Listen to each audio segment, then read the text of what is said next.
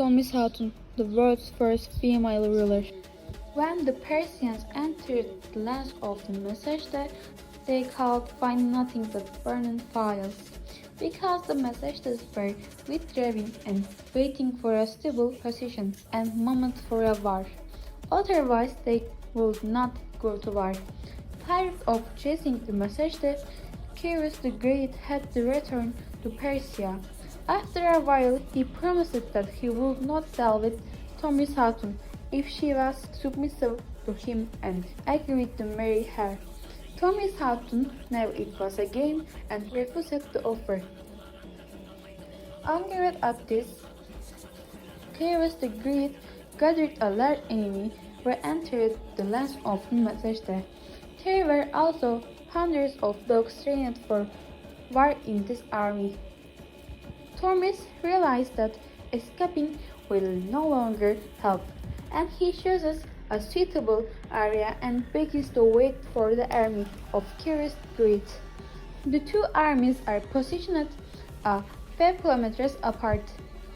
They did not fight because the sun had set, but at night Cyrus the Great took out of a trick and had a tent set up between the two armies.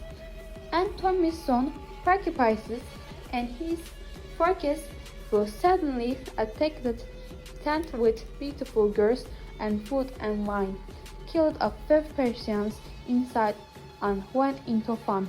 However, 5 hours later, Persian forces raided the tent and killed the messengers, including Tomris' son. Tomris grieves over the death of his beloved son. She swears and says, "Bloodthirsty Cyrus, you killed my son not with valor, but with the wine you went crazy with as he drank. But I swear the son, I will feed you with blood." In 529 BC, the two armies took a battle order near the Seyhun River. With his cavalry on the flanks, his pikemen in front lines, and his archers behind them. Emperor Cyrus is at the center with his personal guard, the legendary immortals. In the war, which Herodotus describes as the bloodiest war outside the Greek lands, the messengers won the war thanks to their hook-spined arrows, powerful bows, and horses that they use with saddles and stirrups. Masajde, who is a master at shooting arrows and using chariots with great skill, defeats the Persians despite the war dogs. Emperor Cyrus lost most of his men and some fled from the battlefield. Cyrus, who remained with only the immortals, was surrounded by the messengers, and the emperor was surrounded, while Cyrus was fighting to break through the circle and escape with one last move. He was knocked off her house and killed. Cyrus, the first great ruler of the Achaemenid Empire, first lost his army and then his life in the lands he wanted to seize.